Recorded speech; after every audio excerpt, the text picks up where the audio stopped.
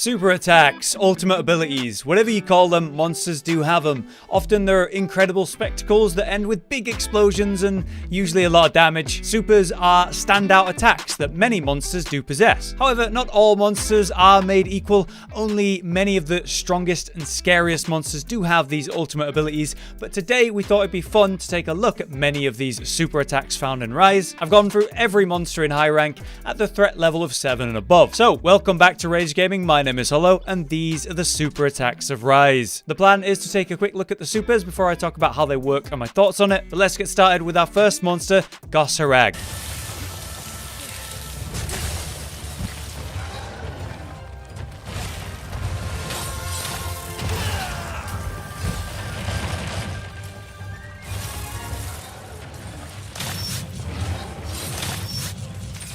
As we can see, Kashala is a bit of a cheeky monster who has two versions of his one super. The ability to create weapons and then use them in different ways. That hammer version can stutter the ground for large slams, while the double sword is much more spinny and slashy. In either version though, he does throw ice shards in like a 5 or 6 hit combo at solid range, and it's very dangerous.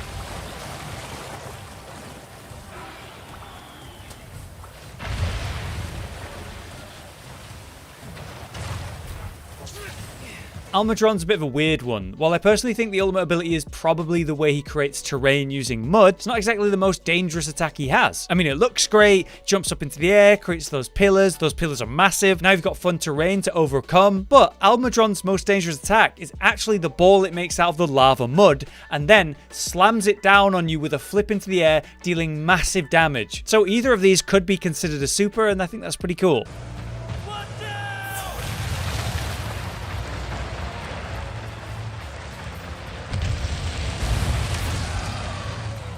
Diablo Super is more of a classic style one, where he burrows under the ground and then leaps up, swinging its horns and tails on a massive hitbox attack.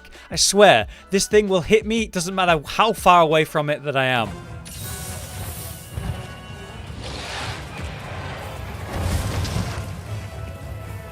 Tigrex is a bit of a weird one. Since there isn't a standout super attack, I would say, since Tigrex is just generally aggro as hell and constantly comboing moves into charges, into spins, I like to think that when he's enraged, that charge into a spin will be the closest thing he has to a super. It's very fast, very dangerous, and pretty cool.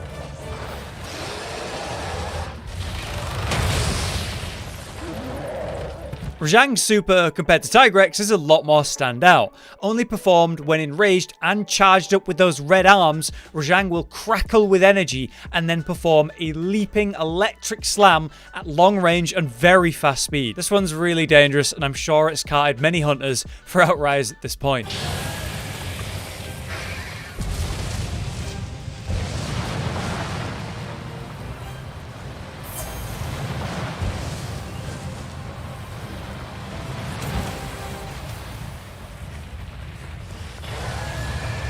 Rachner is such a cool monster, with a moveset that literally changes as you break more of its babies off its back.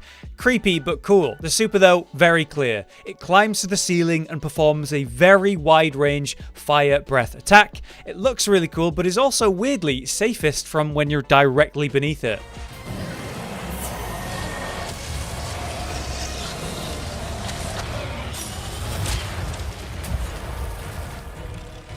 Marshmallow here is the iconic flagship monster of Rise, and I could say that many of his attacks could be super or ultimate abilities. But during that maxed out enrage, when he's fully charged, glowing pink, I think it's clear that his double charge dive bomb should be his ultimate attack. It's a fun timing minigame to avoid, lots of explosions, double charge, and then of course, dive bombs, which are very dangerous in Rise.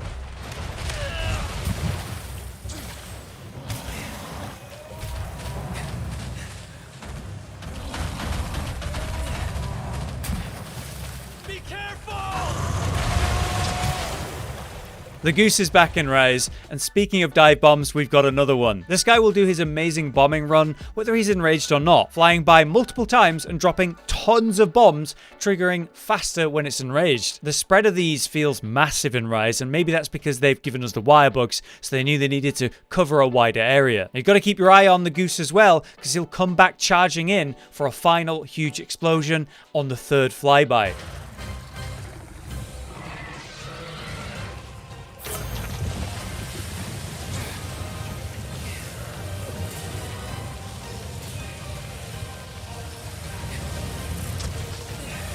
Camilios is a cute monster. While he makes use of that very painful venom, he does telegraph his attacks in quite sweet ways. The ultimate for me has to be that circle of venom that he can actually control by manipulating the wind with his wings, sending it outwards or inwards depending on where you are currently. Most importantly though, Camilios before this super attack does a little excited dance before doing it as a sort of warning, and I think it's very cute.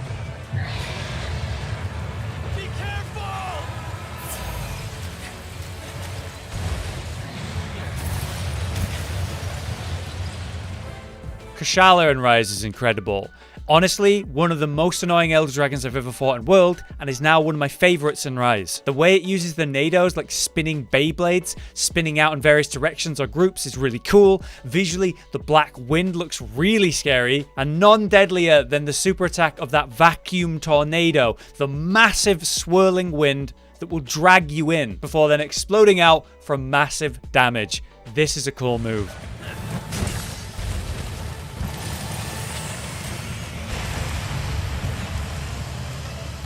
Teosta's super here is a bit of a classic one. The Supernova literally has super in its name. It seems a bit different this time though. By flying into the air during its awesome rise in rage where it glows a hot orange, it will explode out for big damage and big range. But I swear in Rise, the range of the explosion is actually smaller than it used to be. Maybe that's because the explosion feels like it comes out even faster in Rise. Either way, it looks awesome. You just need to react to this one very quickly.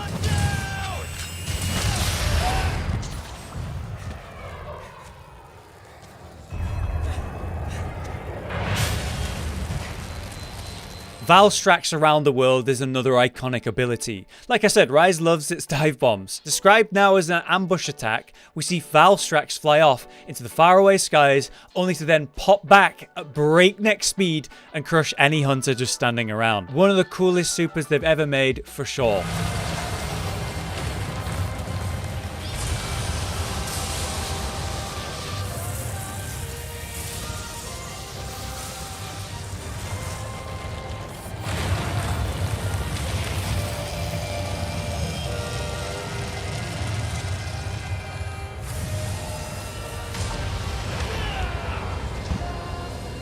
Narwa does very well as a spectacle fight, reminding me of a near boss fight. We see a warning charge up that you know something big is coming if you don't interrupt it, but when you fail to do so, you'll have to deal with a burst of lightning that spins around really quickly, which is then followed up with a massive orb of lightning that will slam into the ground and sort of shockwave out that huge burst of damage. This is a really cool ability, but not often seen because we do often interrupt this.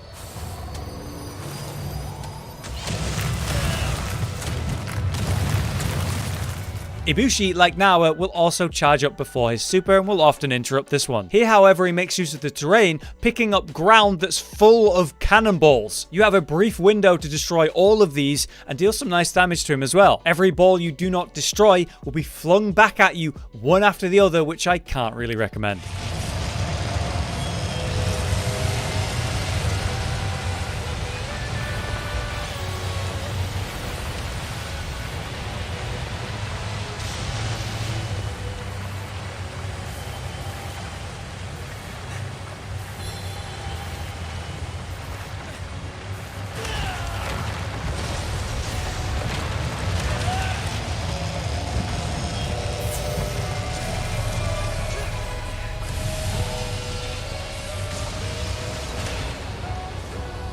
Finally, we have Allmother Narwa, who takes the original Narwa super and refines it somewhat, with a similar charge-up style, but this time with real defenses around it. Much harder to interrupt, as Dragonator tips are being magnetized around Narwa, spinning around and spreading out. At the peak of this charge, we will once again see a bright orb of electricity go down to the ground, but it's refined into a smaller form that could actually remind you of Safi Jiva's ultimate attack. Either way, a huge explosion is sure to come, and you do not want to be hit by that. Alright, so that's the main roster of monsters and their supers, but now I want to talk about the Apex monsters, because we have 6 of these in regular hunts now, all with modified versions of the original monster.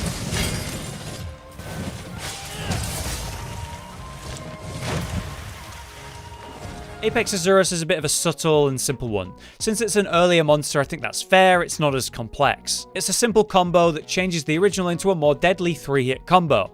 swinging twice before suddenly dashing forward for a double swipe hit, and this can catch me off guard because it does a lot of damage and interrupts the combo if you're too far away.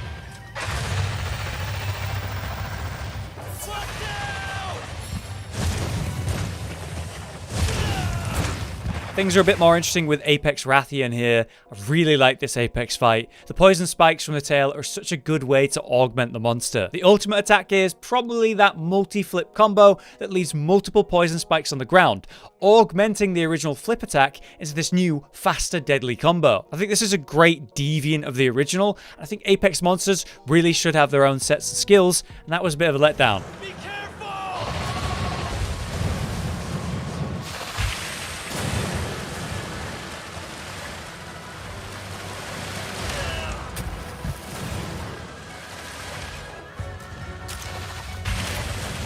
Apex Mizu is top tier, and the super attack changes the original sliding water beam into something a bit scarier, spinning to shoot out tons of explosive bubbles. It follows that up with a water beam that first aims pretty high, but then spins out a massive range at a full 360, which is quite hard to dodge. But then, worst of all, Mizu will suddenly snipe you at insane range after that blast, which can easily catch you out and cart you, just like it did to me.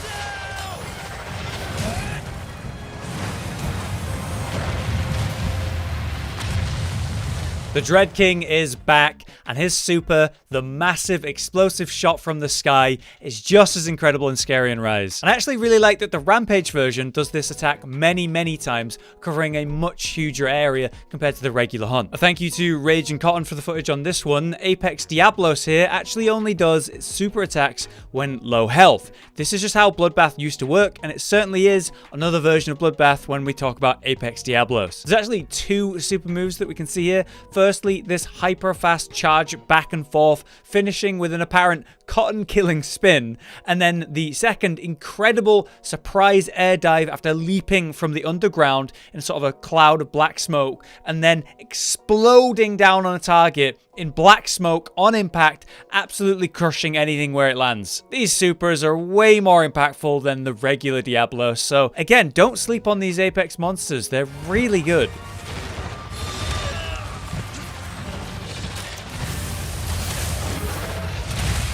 Finally, Apex Zinogre will bring back the Thunderlord, changing the way the lightning works to ripple out in 3 lines and curve the attack to make it even harder to dodge. I would say his super has to be the Wombo Combo, where he charges for a big explosive hit, then turns that into a ranged 3-pronged lightning attack, and finishes that with an explosive charged punch, never giving you a break. This is a great version of Zinogre and very scary. But there you have it, 21 monsters and their various super attacks, combos and abilities. Did you know them all? Personally, I'd seen them all at this point, but taking a closer look kind of revealed some extra details for me. My favorite is still Valstrax though, the around the world ambush. It's just such a cool concept, and Valstrax is still one of the coolest monsters they've ever made. For the Apexes though, the Thunderlord is definitely my favorite. The deep yellow coloring of the monster and the way that they manipulate the lighting in different ways, it's just really cool. I spent a lot of hours recording all these clips today, so if you did enjoy the video, please drop a like for my efforts if you'd be so kind. But until next time, I've been Hollow, you've been you, and thanks for watching. Josh, Cotton, and Hollow with the videos, dropping the humor like a hammer on your tippy toes, bringing entertainment on a daily arrangement to take our insanity and turn it into entertainment. Yes, I said entertainment twice, to reiterate that it is nice to look into your faces on a mostly daily basis when you let us in your homes to make the whole world a stage. Goodbye.